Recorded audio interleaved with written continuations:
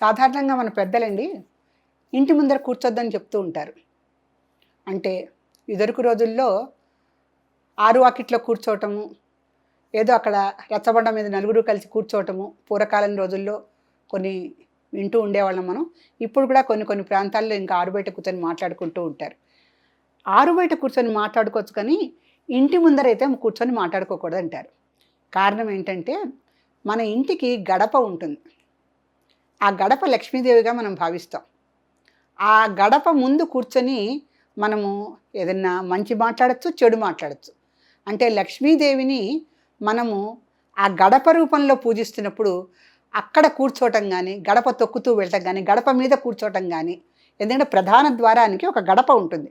ఆ గడప మీద కూర్చోవటం కానీ, ఆ గడప ముందర కూర్చొని ఏవో తోచిన మాటలన్నీ మాట్లాడటం కానీ, ఏదో మనం కొన్ని అవాకులు చవాకులు కూడా మాట్లాడుతుంటాం, కొన్ని మంచి మాటలు కూడా మాట్లాడుతూ ఉంటాం.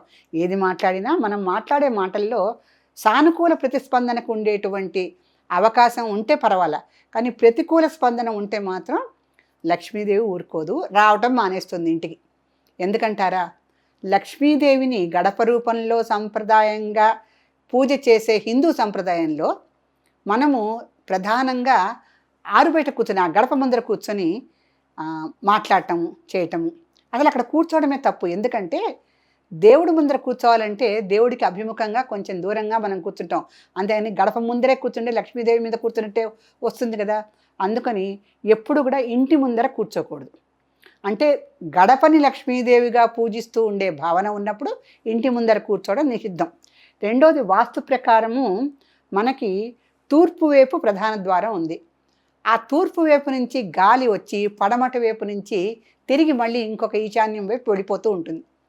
లేదు, తూర్పు వైపు నుంచి వచ్చి ఒక్కొక్కసారి పడమట వైపుకు వెళ్ళి దక్షిణం వైపు కూడా ఒకసారి వెళ్తూ ఉంటుంది. అంటే గాలి యొక్క ప్రభావం వలన లోపలికి చక్కగా గాలి వెళ్ళి మళ్ళీ ఇంకొక ద్వారం నుంచి బయటికి వెళ్ళిపోతూ ఉంటుంది. అంటే చక్కగా విస్తృతంగా హాయిగా గాలి ఇంట్లో అంతా చొరబడి హాయిగా గాలి వెలుతురు ఉన్న ఇళ్ళకే ఆరోగ్యం అండి.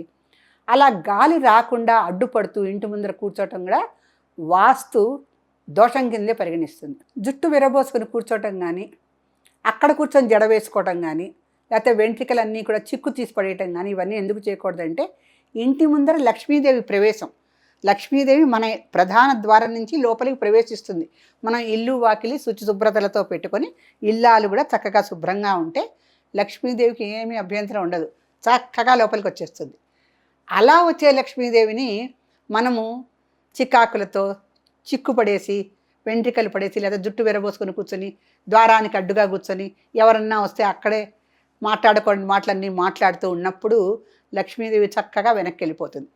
ప్రధానంగా మన వాళ్ళు చెప్పేది ఏంటంటే ఆరోగ్యము, ఐశ్వర్యము, సంతానము, సంసారము, ఈ 4 విషయాలు చక్కగా ఇంట్లో నిండుగా ఉండాలంటే ఇంటి ముందర కూర్చొని ఎటువంటి పనులు చేయకూడదు.